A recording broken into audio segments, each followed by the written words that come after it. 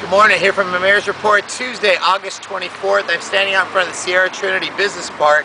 The council at its last council meeting took action to change the zoning in this area. Right now the zoning is very restrictive and it limits some of the business opportunities, some businesses that want to locate in this business park, but it's strictly industrial. So we're changing the zoning to allow more office uses. Also, the zoning changes in terms of flexibility will allow the Tri-Valley YMCA to locate here in Dublin, a 14,000 square foot facility moving over from Pleasanton.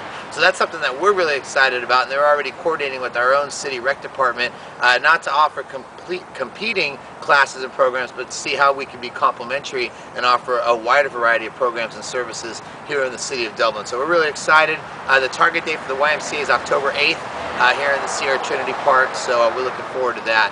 A couple other things at our last council meeting on the environmental front. I want to recognize Big O Tires going 100% solar in terms of producing their energy needs, and in fact I want to recognize them. They get a utility bill of zero. Literally, that's their bill from PG&E, and in fact they even earned some credits in some months. So we recognize them at our council meeting. We also did some work relative to environmental rehabs of some homes. We passed a letter because the federal government's making it a little bit more difficult, so we passed a letter on that. One update that I want to give relative to Braddock and Logan. Over the last few years, anyone who's been following the news has been following some of the modifications to their affordable housing agreement, how they're going to apply. The council came up with a more flexible way for them to apply in terms of their Positano development on the east side. We actually reduced the total number of affordable units they need to provide by 36 in exchange for future credits in terms of development impact fees and being able to pay public benefits. So there's a little bit higher payment that we get up front, but in exchange they're going to have to do less units. The other thing is the units that we're producing, rather than the original proposal which called for a separate affordable housing project, we're actually integrating the units within the development as secondary units. So people who buy the homes, they actually are kind of quote-unquote granny units.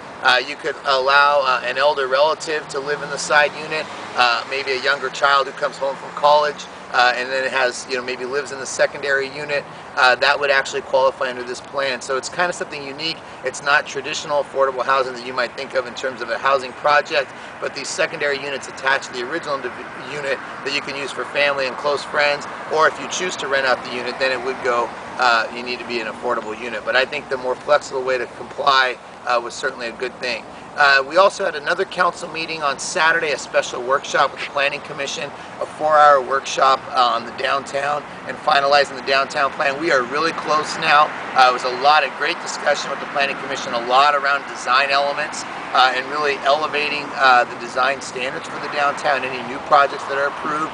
Also, the pedestrian orientation of buildings and things that augment the pedestrian experience. So it was some of it was a technical discussion, but really I think in terms of the overall vision of wanting a downtown that has destination points, that was one of the things we put in the document, is we want to attract destination points, we want to attract entertainment, attract activity, elevate the design, elevate the pedestrian experience. So I think the discussion was really good. The Planning Commission should be approving the document November, December, and it'll be going before the council January or February. So again, it was a great discussion, something to look forward to. Something else to look forward to this Saturday, Fallon Sports Park, the official ribbon cutting is from 11 to 2, so encourage the entire community to come out. Obviously the park's been open for a few weeks, rave reviews from everyone, but if you haven't had a chance to go out there yet, check it out this Saturday, the official grand opening, and the police and fire department having a softball game at 12 o'clock. That should be fun, as well as a lot of other games and activities. So even if you've been out to Fallon Sports Park, come out this Saturday and be part of the grand opening. The last thing I just want to say, today's the first day of school, so I want to wish everyone affiliated, both staff and students, Dublin Unified School District, welcome back. Really excited. The CST scores all across the district really went up dramatically, including some improvements at Dublin High, and I'm really looking forward to the API scores coming out in the next week or two, which I think are going to reflect the continued growth of all the schools within the Dublin Unified School District. So that's my report for today. Have a great week.